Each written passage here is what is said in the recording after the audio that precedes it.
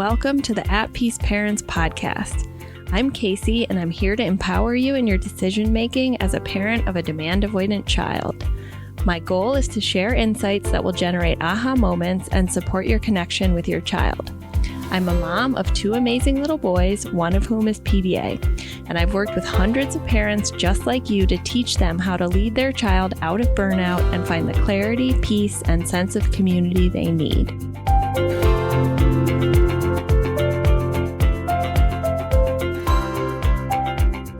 Hi, everyone, and welcome to our live show, Parenting PDA Your Way. I'm the host of the show, Casey Ehrlich, and I have two PDA sons, 10 and 6, and I'm the founder of At Peace Parents. So every Friday at 1 p.m. Eastern Time, we are going to be meeting with a parent who is stuck on a specific challenge, and I am going to be meeting them exactly where they are, identifying where they're getting stuck, and helping them to apply one of the skills that we teach at Peace Parents. So without further ado, I would like to introduce the mom of a PDA son. Hello. Hi, how are you, Casey? Nice to meet you. I'm good. How are you doing? I'm good. I was a little better until I got a call from the school that my son is home with pink eye now, so I thought I was alone in the home.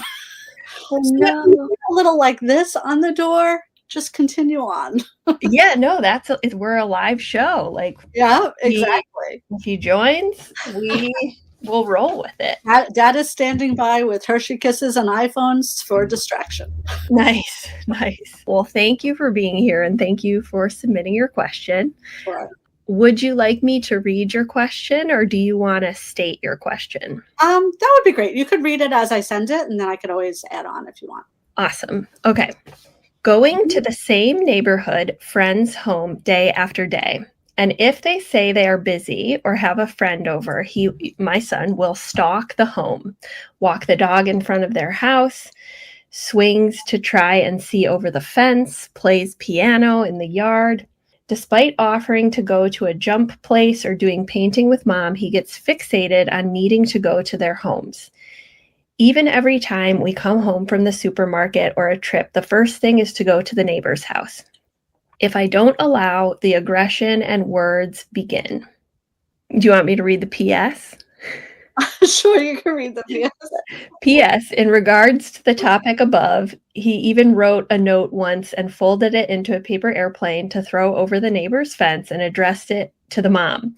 Hi, can I please play with your kids today? It worked. She let him come over. He's crafty, smart, humorous, and I do believe Garfield and Curious George might have had PDA.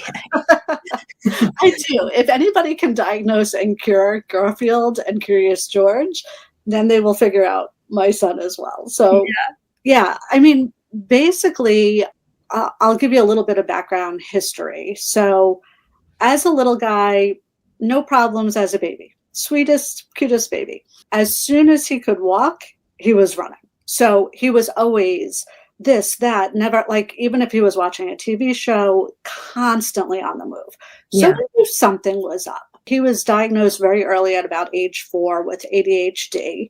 And I started the journey of reading and learning everything about executive functioning and all of that.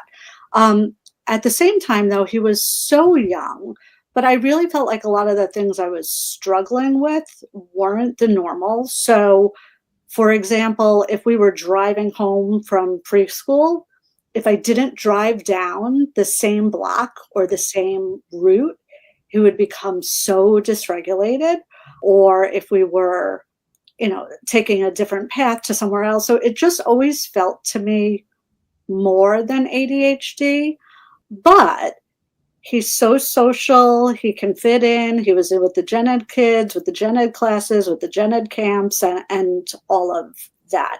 So the thing is, when he meets neighbors or friends there is no thought to them that there is anything more than him just being, he's 9 now, so just being a 9-year-old little boy. And when things don't go right, then people are always thinking it's in the behavior camp, Yeah. So the challenge that we're really seeing now is because he is so social, he is so friendly. I mean, we go to a PTA event and he'll buy the dollar chips and give the girl $2. And she's like, you gave me $2. He's like, keep the dollar for change. It's a tip for you. Like that's how socially geared he is and the energy level. But the problem we're having is when it comes to the neighborhood kids and the neighborhood houses, he wants to hit them like 400 times a day. Yeah. So if we go on a 2.5-hour car trip, we come home, he's out of the car before we're even in the house, wanting to go to the next door neighbors. If we go, and because he is nonstop and always on the go for that next dopamine hit, we can go to the food store, then we can go to the jump place, then we can go to lunch. And we come home, and as parents, we're just exhausted. Okay, we're ready to get in the house. We're done. And before we even get out of the car, I'm bored. I'm going to go next door. And I think a lot of the problem becomes too, on one level, because I am exhausted, I'm like, have at it, go next door because I want to do the dishwasher. I want to drop the bags on the table. And I would be fine to be like, all right, go play for 10 minutes. But still being 9 years old, somebody really should be watching him. So did he put on his helmet? Did he put on his shoes? When he wants to go, if he has the thought, he's just off. And I want to know, well, what neighbor's house are you hitting? Where are you going?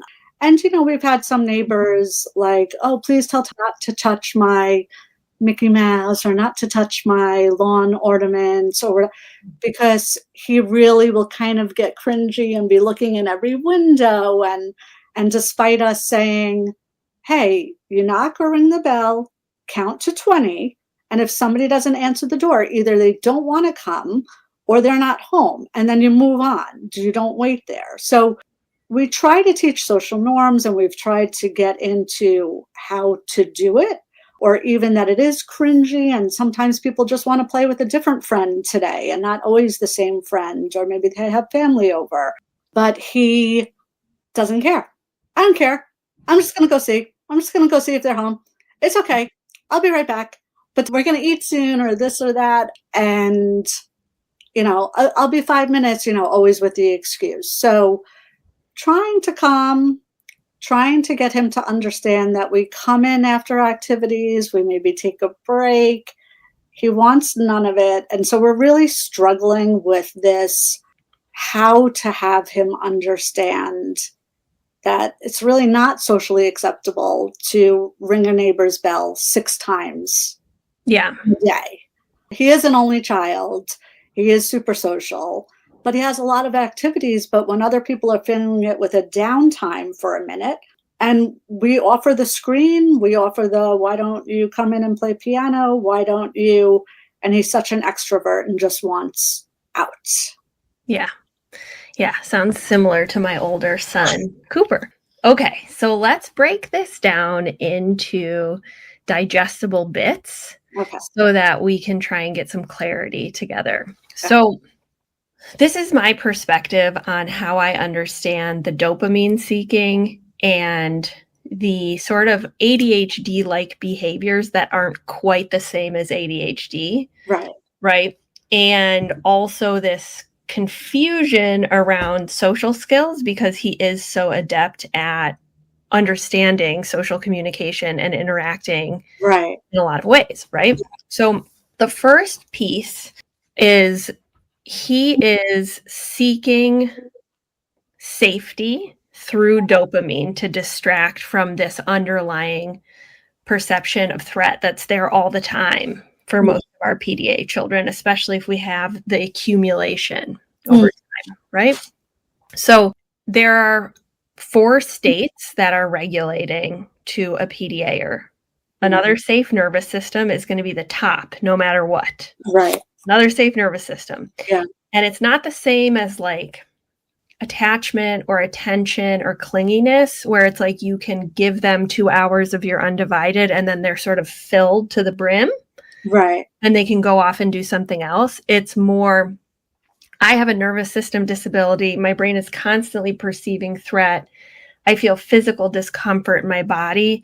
all the time. And one of the only things that distracts from that is the dopamine seeking, sensory intense experience, novelty, a special interest, and or a screen, or for older PDAers who weren't born in our digital age, that might be like journaling or podcasts or books.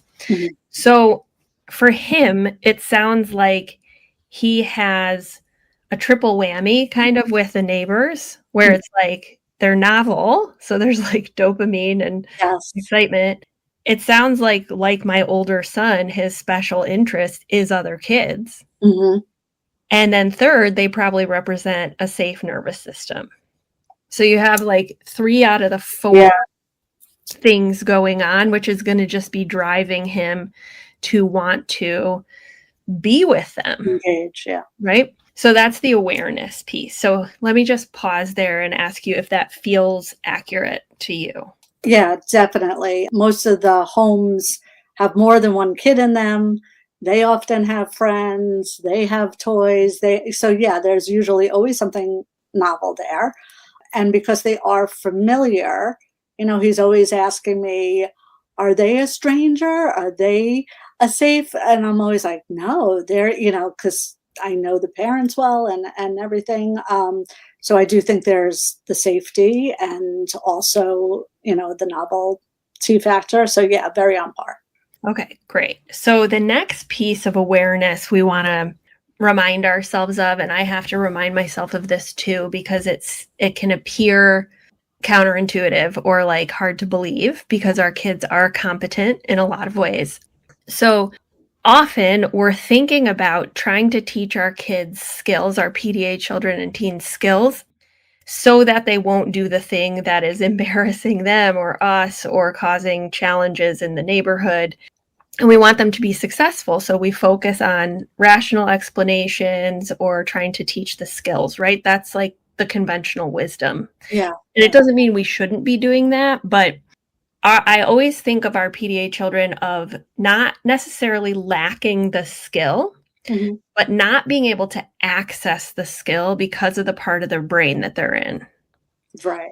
So he might fully understand social norms, but as soon as he's not got one of those 4 things to regulate him, like when you need a break to put the groceries away, he's going to be in his survival brain where he's not accessing the rational understanding of social norms that he knows that you taught him. Right? And so even if you're teaching in regulated moments, or even if he can agree, like, I will leave after 20 seconds, you might still see the behavior like stubbornly playing out. I just had an aha moment when you're talking, because I always think of the survival brain as he's having a full meltdown. He's on the floor. He's upset. But I don't always think of the survival brain as just, it could just be him, like that flutter when we call him like a butterfly, or he's just like can't land on something. He wants to do this. He wants to do that. I'm thinking now that often that might be him and his survival brain, not his thinking, calm, rational brain. I'm always waiting for the on the floor, what we call alligator rolls or whatever, to see it, that he's struggling. But it might be, before that, just his regular state. Yeah. And so I had this confusion too when my older PDA son was younger, because he was exactly as you're explaining, of like, he literally did not stop moving. There were 2 speeds. He's either like bouncing off the walls or he's asleep. And like, there's no in between, truly. Yeah. And, one of the things that I saw over time as we like really started to understand PDA and really focus on autonomy and equality and lowering demands and making different decisions, what I thought was hyperactivity was actually more fight flight, right? That manic movement constantly in motion. And it's not to say it's gone. Like he's still like, if he's not in one of those states, he's needing that one-on-one attention, but he has found special interests that he can engage in more on his own, Right. like writing up football plays or watching plays of football on YouTube, stuff like that. So I love that insight because I think one of the big ways we can shift our thinking as parents is simplifying of like they're either fully in safe and social and in this part of the brain, Yeah. or they're not, right? And they don't have to be in a full-blown meltdown. So when the brain perceives threat, it perceives three states essentially: safety, danger, and life threat, right? So when we see them in these like huge meltdowns or full-on shutdowns, or when they're fighting us, that's when their brain's perceiving life threat. Mm. But they are perceiving danger almost all of the time if we're not actively working to support and accommodate their safety. And this is why I consider it a nervous system disability. Right. Because over time and accumulation without accommodations, it does start to disable them from accessing the things they need and want and basic needs. And that's why he actually has a one-to-one at school. And I used to think that the one-to-one was helping him to manage the academics. Now I realize that the reason why the one-to-one is helping is really because he's sharing that nervous system, and that is safety for him. And it's like having that buddy, that safe, secure energy with him all of the time. And it's been eye-opening for me. I mean, honestly, before I found all of your videos and everything I looked at was a different, if he cursed me or did something like that, I was like, ew, you're so rude, or what's wrong with you? Why are you upset? Or whatever. And now when I look at it as equalizing, it's a completely different lens. And anyway, but I don't want to take us off. No, and relational experience, right? Where you're like, okay, this isn't personal. Right. And it's not how he actually feels. Right. Exactly. This data about his exactly. Yeah. Yep. So now that we've like gone through the awareness piece, and I love that you had a aha moment. Yeah. Let's move into the like, well, what the heck do we do? Yeah. So there's two skills that I think we could apply here. And one of them is cost-benefit decision-making around boundaries. And the other is making nonviolent communication requests, or sort of advocacy and communication with your neighbors so that you feel more comfortable as he moves throughout the neighborhood, if that's what we decide. Right. Yeah. The only thing I've done to date really, and I guess it depends on what neighbor you're talking about, because some I know better than others. I mean, some are old man in a house alone, and some are friends that I see socially all the time. The only thing I've done so far is those houses with kids that I do sort of know. I have told them to please be very direct with him, that if he comes and today is not a good day, please be direct and say, oh, I'm sorry, we can't play today. Actually, the rest of the week is going to be tough, maybe next Saturday. Because then he can detach from it and he can move on to other things. Because what happens when the nice neighbors, who, oh, I love him, he's so sweet, he's welcome in our house anytime, oh, he can always ring the bell.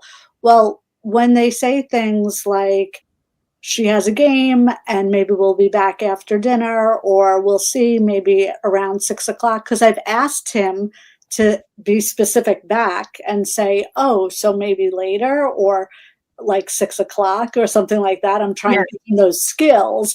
But I had a neighbor yesterday, she said, oh, tonight's not good, he's busy right now. And he said, okay, I'll be back at 6 o'clock.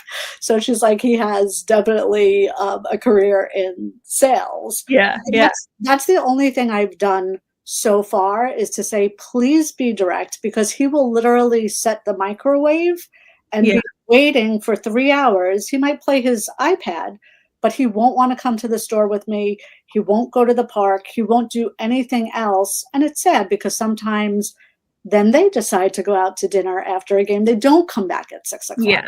So it's better just to text me and say, okay, we're home if he wants to come over. than to say maybe later, where everybody is trying to be nice, but it doesn't Yeah. serve him at all. Totally. Okay, so it sounds like you've done some good communication. Let's hone in on the decision making then. I am going to bring up my decision making methodology. Okay. And we can walk through it together. Okay. Okay, so the basic premise of this is to refocus our attention away from trying to make him do something differently towards what's actually under our control. Because as I'm sure you know intuitively at this point, the more we try and change the behavior of the PDA, or the more it backfires, or they fixate on doing the thing that you told them not to do. Yes. Especially with these externalizers. Some internalized PDAers, they might comply in the moment and then it comes out later in basic needs. But in this case, and you correct me, it's like you say don't do the thing and then we're going to double down on the thing, right? Yeah. No, it's 100%. Like, he loves to cook and he's using all the ingredients. If I say, please don't use the ingredients, it's a problem. Then he'll use all the ingredients. But I said, oh, I'm getting a little bit worried because I'm having a party and I'm getting a little worried I'm not going to have any flour. Or now every time he cooks, he says, how many cups of flour do you need, Mommy? So I make sure I don't use because it's him controlling and asking, and not me taking away the thing he wants to play with. Totally different approach. So yes.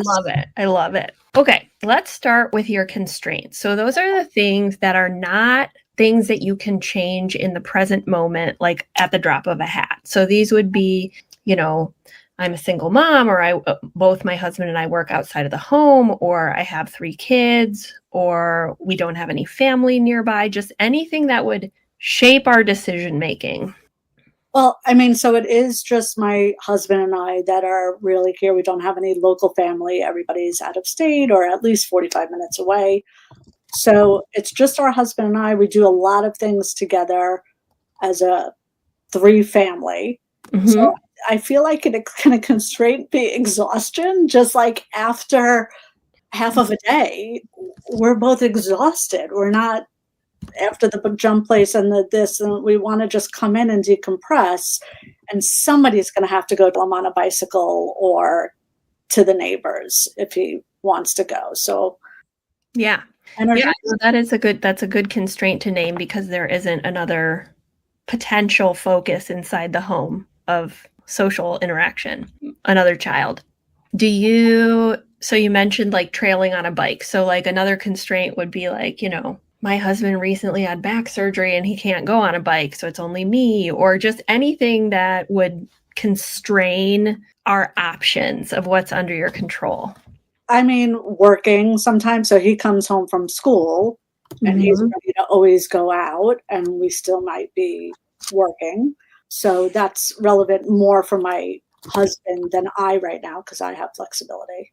Okay. And then do you have any other source of childcare or support outside of you and Dad? I mean, we could call babysitters, but no. Besides for me, like scheduling time or scheduling a play date or scheduling a sitter, but this is a every single day, every hour of our lives issue. Yeah. But, I do try and schedule, and I do my best to keep him filled with occupied with sports and stuff like that. But it's just always the go-to. Okay, great. So just so I understand fully, would there be a financial constraint to exploring the possibility of more babysitter time? There's, for me to explore, I haven't yet broached the topic yet, but because he was just diagnosed with ASD level 1 without intellectual impairment this year, now I probably have inroads to maybe find ABA practitioners or respite care or things like that, because I am an entrepreneur and I dropped my business to be at home with my son. Long story, but so I'm mainly a mom for him. So the sitters do get expensive, if I could find something under insurance and whatever, but I got to figure it out first. Got it. So it's not like a hard, we can't even put Not this. a hard no, but I would need to just schedule it in more, I guess. Great. Okay. So he's the only child, so there's no other kids to give him that dopamine and novelty in a social. I mean, I honestly always wish there was a restaurant work program, because I just want to drop him off for an hour or two. He would fill the cups. He would do Yeah. He would be the best 2-hour employee that you ever could find at 9 years old. Totally. But yeah, I'm always trying to think of, since watching your videos, what I might be able to do that's novelty seeking, that's not necessarily the neighbors. Yeah. So in this skill, the second step in this process is to really reframe an area of overwhelm or frustration as a decision point that we can actually have under our control as a parent. Okay. So your submission was a great example of this is really overwhelming. I don't know how to make him stop. I'm embarrassed for him with the neighbors. I don't want to bug them. I don't know how to teach him these social skills that he's not using, or how do I help him access them? So what we're going to do is reframe that as a decision point and lay out all the options that are under your control. So no options that are actually trying to make him do anything different. And this is where things get into a different paradigm. This is where we're moving from the behavioral paradigm into the PDA paradigm, okay? Because as we said, if we're trying to focus on making him do something, it doesn't work. Right. Okay, so option 1, why don't you let me know what you're doing now? So let's say 2 out of 3 times when we come home and he starts wanting to go to the neighbors, I come up with an idea to do something, or I follow him, but 1 out of 3 times I just let him go and see what happens. So that's where we're at right now. So we used to fight it a lot. It became a battle. You went there 3 times. It's enough today. Do this or do it. And then it would be the meltdown. And then it would be, we tried to control it. Ever since we're trying to now lower the demands, lower the expectation, and just say, listen, I've told the neighbors to be direct. I've told them, and he will take that in and he'll just move on if you say that. And then he'll be able to come back into a brain of, what else can I do, Mom? And then we could talk about, how about we get the science experiment kit out, or how about we get but when he thinks he has a shot or an inroad of seeing somebody, he wants to stay there first. So right now, after really reading and learning a lot more about PDA, which I did diagnose at about 4 years old, but because I'm in New York and it's not DSM, everybody would be like, well, that's great, but it's not a thing, so let's move on. Yeah. Meanwhile, if I would have known all of these approaches and know the why, when everybody wanted to find the antecedent, and I was like, there are no antecedent, you're not going to find it because you're not, the bottle is getting fuller, you're not going to know what triggered the thing. I know it now, but nobody believed me back then. Yeah. So anyway, at this point, we're just kind of let him go try it. Let him go do. But to be honest, I worry. Even though it's right down the block and I live in a very safe neighborhood, for me to get that 1 minute of emptying the dishwasher and putting the groceries away, you could have not put on your helmet and maybe got hit by a car because you took your bike to your friends. And we're talking about we're literally talking about the end of the corner or around the corner, to people I know very well.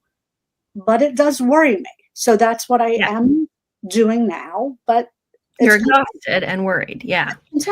Okay, so there's no judgment in any of these options that we're going to lay out. We're just going to think outside of the box and put everything on the table that is under your control. Okay?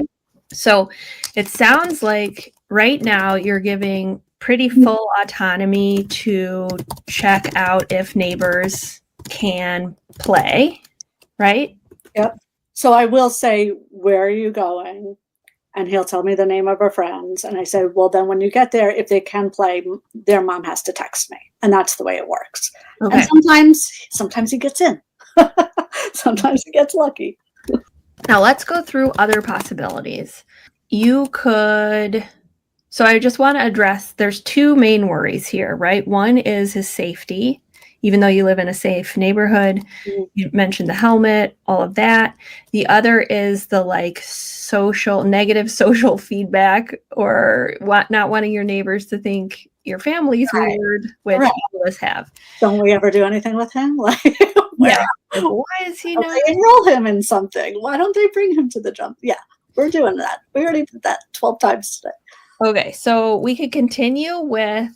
I actually did just think of something that could potentially work too. Great, throw it out. Not there, but as we're brainstorming, I'm just thinking he's not yet connected because I'm nervous about that world, but lesser of the evils. Maybe creating like a social media account where he can game with other friends, or like he does have an Xbox, but right now he can only like play basketball with himself. But perhaps if he had those things where he can interact with buddies online, might be a way of having him come inside, but still get that dopamine hit and see a friend, but not be outside again. Yeah, that's a great idea. That would probably be something up here. So your constraint right now is that he doesn't have the ability to play with other kids online. And after we go through this decision point, you might explore that next decision point. Okay. So this decision point is in the moment. Okay. That he's like getting home, you're getting home, and he's like, I want to go to the neighbor's house, right? And it's like happening over and over again. So let's explore that first through this method. And it's already working because it's making you think through your constraints differently already. Okay. You see how that happens sometimes? Okay. So you could do full autonomy to check out if neighbors can play, but come outside and ensure helmet is on and watch him until he gets out of your line of vision. Mm-hmm. And then still have this part. That would address the first worry, but not the second. Option 2 is autonomy to check out if the neighbors can play, but one of you is coming with him. You walk behind or ride a bike behind or a car. Yep. Which, by the way, Mom, stop. I can go by myself. Don't come with me. Don't follow me, Mom. I can do it. You let me do it yesterday. So yeah, so that's his response. It's an option, but I'm trailing far behind on that one. Totally. So we're going to lay everything out, and then you're going to pick the two you want to explore. Okay. And some of these you're going to be like, Casey, no.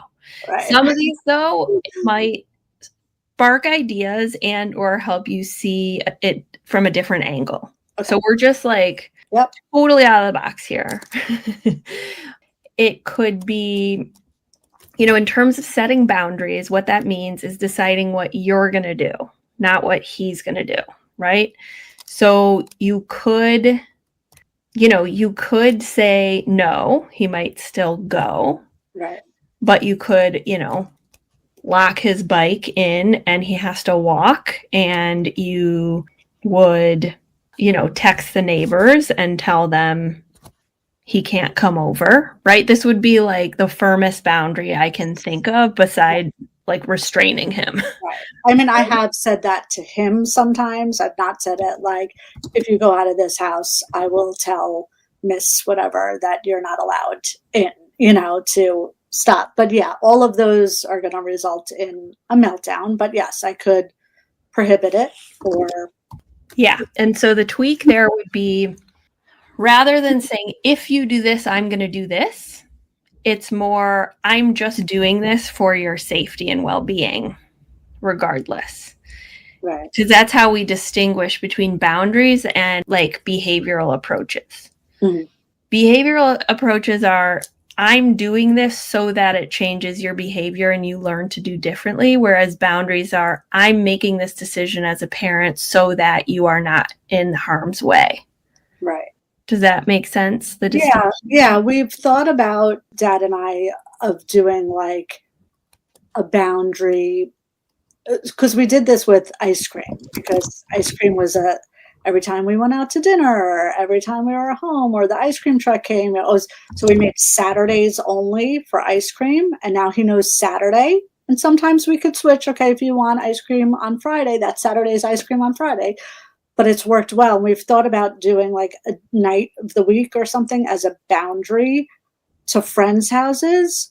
It just never works, because every day is different. Their lives are different. Sometimes they're out in the street playing, and then I'm like, I don't care, play, So we find that the boundaries around this, when to play or when not to play, are very hard. Like, you can't have rules. Aren't going to work. Rules aren't going to work. It's going to be your decisions around boundaries. So, okay. Autonomy to check out if neighbors can play, asking where he's going, ask mom to text if he's welcomed. Second option, autonomy to check out neighbors, but you come outside and ensure his helmet is on and you watch until he gets out of your line of vision. Ask where he's going, ask mom to text if he's welcomed into play. Option 2 or 3, autonomy to check out if neighbors can play, but you walk behind, ride a bike behind, or go in the car. Option 3 is you say no, to shut the garage, text parents, and ask them not to let him play. So again, we're focusing on what's under your control. Right. I'm not advocating for this, but we're putting everything on the table. Like you could visit. Or it could be, hire a babysitter to go around with him and watch him play or bike or. Yeah, so that would be similar to this, but caregiver would come outside and ensure helmet is on. And the hard part about that, though, I must say, is, so say you hire a sitter and he wants to go to his buddy's house. I mean, the sitter's not going inside the house or anything. So it's really more like you're hiring for the availability. Yes. Yeah. To give him a playmate, you're basically hiring. Right. Like, I also want to start that work program where just high school kids just come to my house. Yeah, it's a good entrepreneurial idea there. I feed you all McDonald's. Okay. So we have five options laid out. Are there any other options you can think of that are exclusively under your control in this situation? That, the option 5 would be physically preventing him from going. So we have 6 total options. Can you think of or see any other options that are under your control? Not really, unless it's an option to just really completely do something different that is more novel and more exciting than playing with friends. But then, I mean, I don't want to do that, but I could just think of it as an option. Like if I were like, let's go to Adventureland, which is a roller coaster park, he might be like, okay, I'm over going to Yeah, and he might not. So autonomy to check out if neighbors can play while offering an option with even more excitement and novelty that mom or dad can accompany him in. So this would be trying to offer an incentive that's more enticing. Right. Yeah. And, this is basically like offering one-on-one attention in place of, to try and disincentivize him from needing that going to the. All right. We have 7 possibilities. Now, of these 7, okay, so let's pause here because right now, you and I are moving through radical acceptance. Because how are you feeling as you're looking at these options? Tired. Tired? What else? Are you mad? Exhausted. Yeah, frustrated. So this process we're going through is to facilitate an energetic shift to radical acceptance. Okay. And the first big radical acceptance point is this one of moving away from like, what's the solution to make him do something, right? Right. To, okay, where do I have autonomy and agency? Mm-hmm. And then we see, ooh, I don't know if there are any other options. Mm. There isn't this magic bullet that Casey has or that a guru has that's going to fix this. Mm-hmm. I just have to make a decision and move forward. And then I can soften it with accommodations and such, or go back and look at my constraints differently. Do you ever offer them, like, looking at these options? Like, I'm just pretending if I had a board up on my house where I'm saying, we can't go to these 3 friends' houses again, but do you want to A, go someplace else with mom, B, do that, and just like cover up the ones I really don't want to do that day, but like offer him these options as alternative. Yeah, so that would be an option 7. It would be, say no to seeing neighbors. That doesn't mean he can't run out the door and try and do it, right? Like we know with PDA kids sometimes that happens. But say no to seeing neighbors and then have a menu of dopamine and one-on-one attention options that he can pick from. Mm. That's a great idea. So that would be another option to consider. So I love that you came up with that. So we actually have 8 options here. So the next step in this process is to pick 2 to compare to one another so that we see the impact on your nervous system, his nervous system, and dad's nervous system. Mm. I mean, option 1, I'm always fine with, really. This one is a status quo or option? Oh, sorry. Yeah, I guess option 1. They're very similar, right? Yeah. Okay. Yeah. Option 1. So I'll put that in the cost benefit. And then what are we comparing it to? Which one of these? Definitely not lock the bike and shut the garage. Get trouble.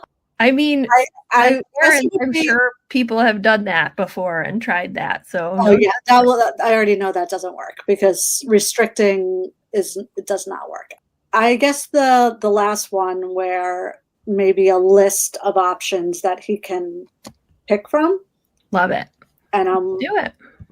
Wondering if that's the same list every time or does that list change on Monday, Tuesday, Wednesday? I'm fine with writing 7 lists if I need to.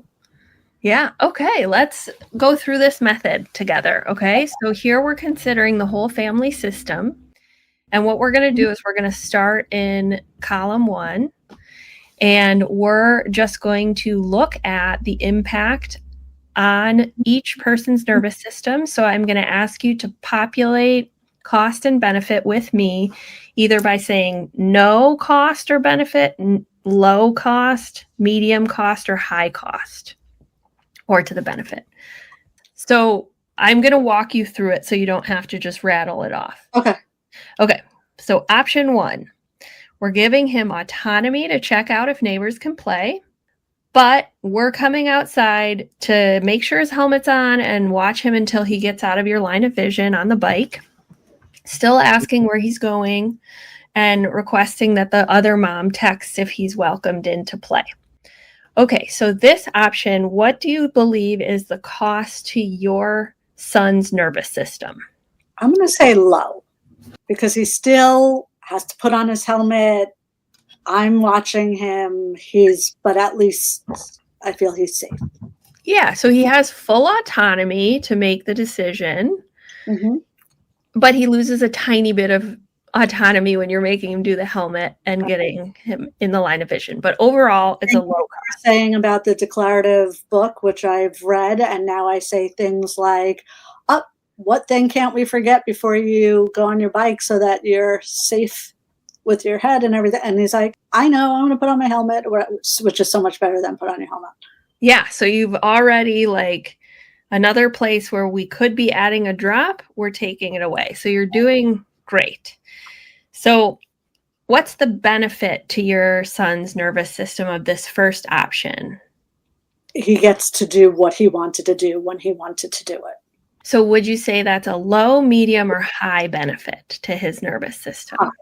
High. Okay, great. Now, what about your nervous system, Mom? So option 1, it gives you a little bit of a break because he's out of the house. Right. But you're also worried. You're worried about his safety, which you're mitigating with this Right. strategy, but you're also worried about like social stuff. So Yeah. can you talk to me about, is that low, medium, or high to your nervous system? I'm going to go with low right now. Okay. We were doing this at maybe 11 and he had a further reach with his bike and longer distances, and I might be more, but I'm going to go with low. Okay, awesome. And what about benefit? Benefit to the parents? Your nervous system of option 1. Also low. I don't see much benefit. Now, what about, do you want to include Dad here? Sure. I'm going to go with the same thing, low, and I'm going to go maybe high to parent number 2 because he's working down there on calls and the house is quiet. Yeah. Gotcha. Okay. Very good. So now we're going to move over to option 2, and we're just going to explore without judgment option 2. Okay, so what is the cost to your son of his nervous system of saying no to seeing neighbors, but then offering a menu of options that are novel, that provide dopamine and your one-on-one attention that he can pick from? I'm going to go with medium then. Okay. Because they might be exciting, but he still has to delay the gratification of doing it right there. It's not what was originally in his head. He still has to transition in a way he might not have wanted to. So definitely higher than the first. Great. And is there a benefit? What would you say the benefit would be to his nervous system? That's an interesting one. I actually almost feel like low.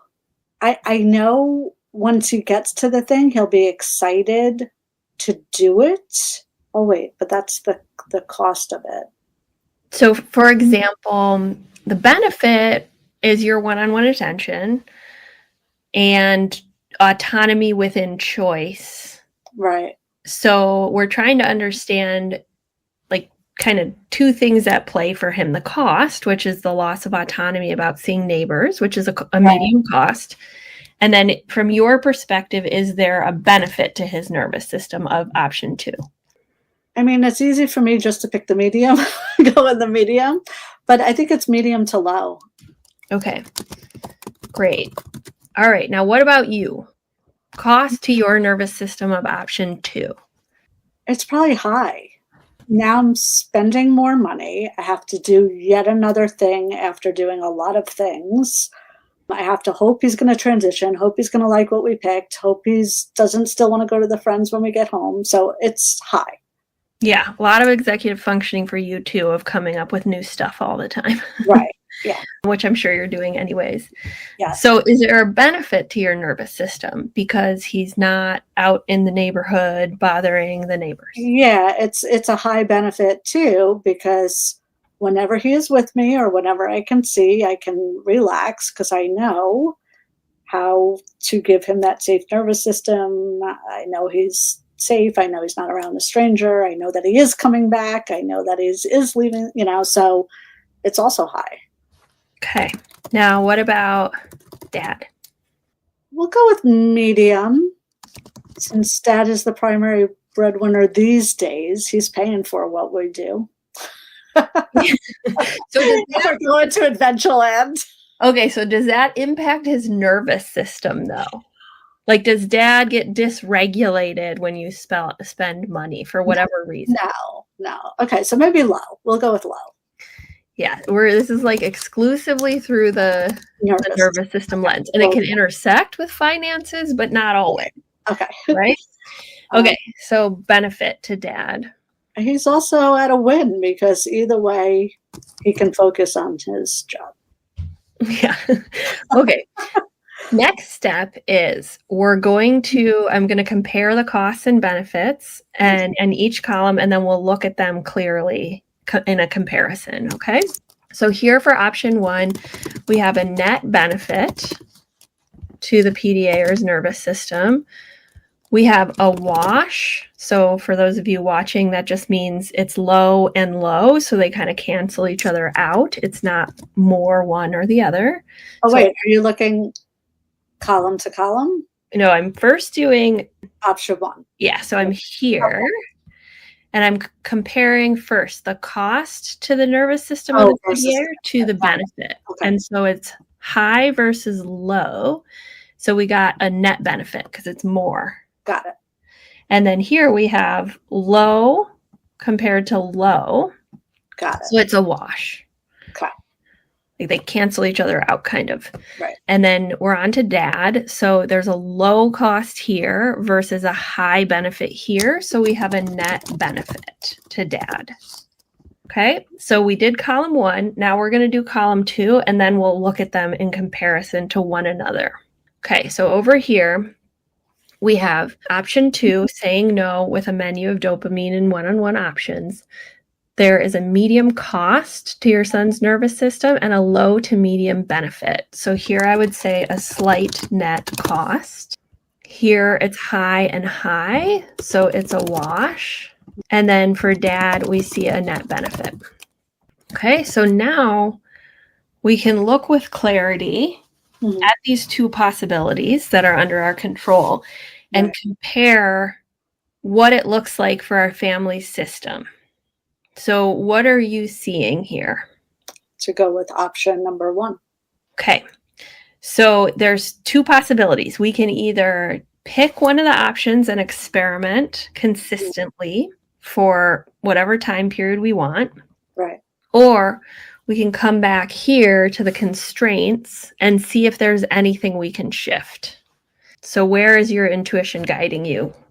Picking one or back to the constraints? Am I allowed to say both? Like I'm thinking, picking the option 1 and looking at how frequently, like really how frequently it occurs. And if it's too frequently, then maybe like constraint 5 with the babysitters or whatever, like something like that has to come into play to or provide him that other person to be around that is like the play that he's seeking at scheduled times. Awesome. Okay.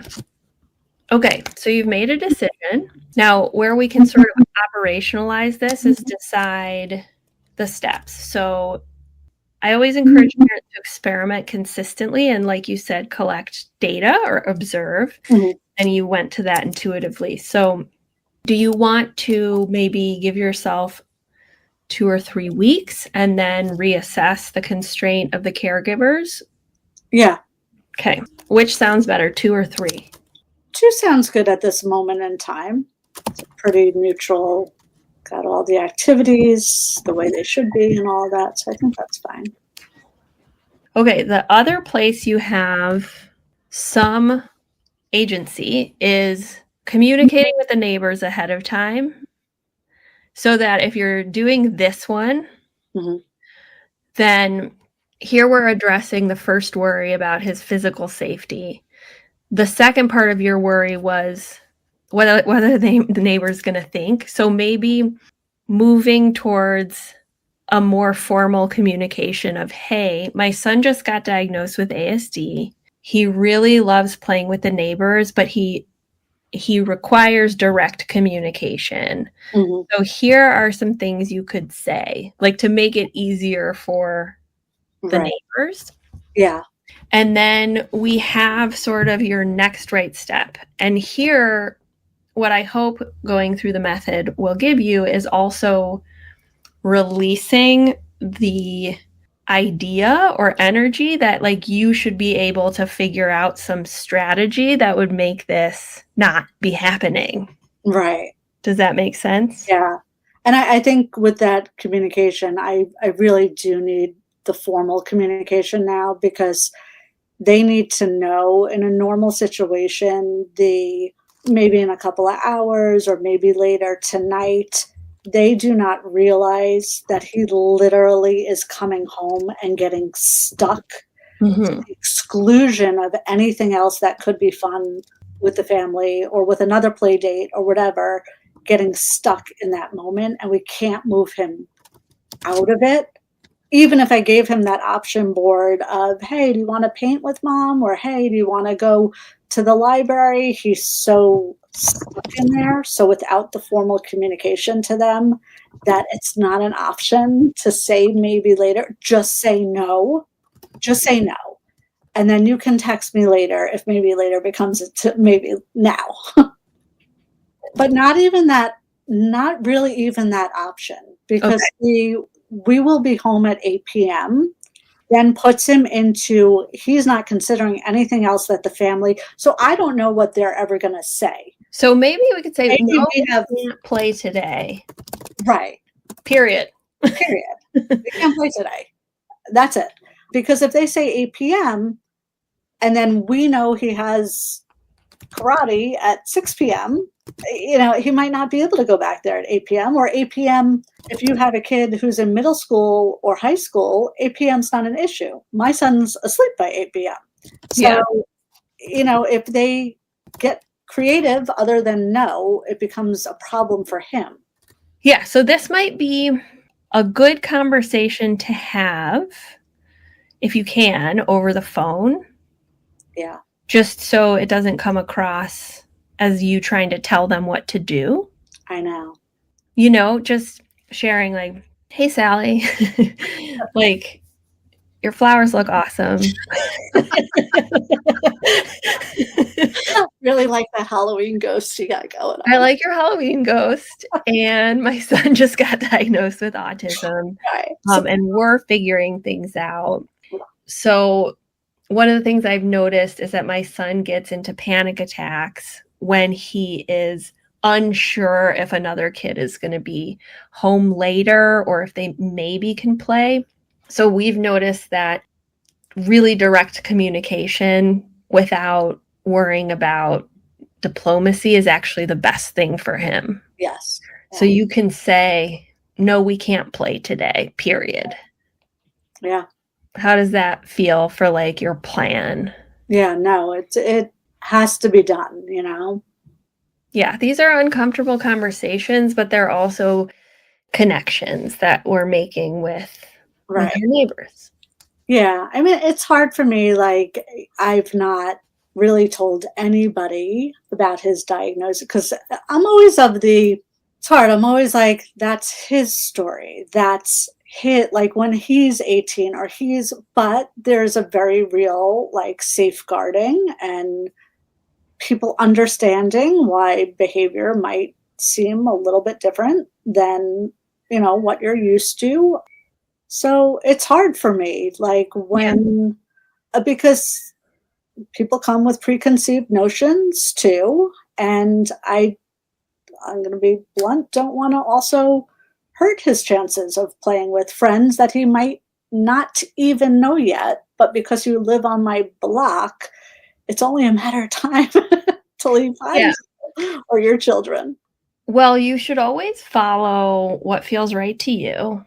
But I also want to give you permission to frame it as anxiety, as neurodivergence, as whatever feels aligned, right? And maybe this is controversial, but it is his story, but it's also your story. Right. This is the intersection of two stories because you're the parent and he is under your care. Right. Yeah. So, you don't have to share any more than feels comfortable, but what I see over and over again in my own life and with the families we work with is that when people understand, they are much less judgmental. Yeah. So. Well, and that's why I thank you for letting me understand. Sure. I mean, we just happening. Like, we went through a lot of what was happening, and it all completely makes sense now. None of it made sense before. Yeah. What do you need? What do you want? Why are you upset? What is it? I mean, when he was 5 years old, we would be getting ready to go to his cousin's soccer game and then the alligator roll. And I want to go, I don't want to go, the yes, no game, the this, that, what, Yeah. and it had nothing to do with the soccer game, Totally. and I wish, that's my hope for every practitioner, school personnel, or whatever. When a person does say, what about this PDA profile thing? That you say could be, you should look into that because there's some really insightful information out there about how to help your child. Not, it's not recognized by the DSM-5, so we're not going to do anything different than we would do if it was just an ASD diagnosis. Like, okay, thanks. Thanks for those 5 years of complete waste that could have been really helpful to my child. Yeah. And we, as moms, we have a lot of self-blame. So, well, thank you for being vulnerable. I know this is going to help so many other families, and it was so nice to meet you. You too, as well. Thank you. I will take this all to Dad now. Awesome. Well, have a good rest of your day. It was great to see you. Go run outside with Hershey Kisses and iPhones. Love it. All right. Thank you, Casey. Okay. Bye. Bye-bye. All right, everyone. It was a bit of a long one, but hopefully you guys saw how we work through the cost-benefit methodology with families to facilitate radical acceptance of our unique and beautiful PDA children and teens. All right, everyone. Have a good weekend. Bye. Thanks, everyone, for being here with me at the At Peace Parents podcast. This is your source for all things related to understanding, supporting, accommodating, and advocating for your PDA child. To go deeper on any of these topics, check out my course offerings and masterclasses at the website www.atpeaceparents.com. To completely transform the way you think about and relate to your child and to bring peace and stability to your home, join us for the next cohort of the Paradigm Shift program.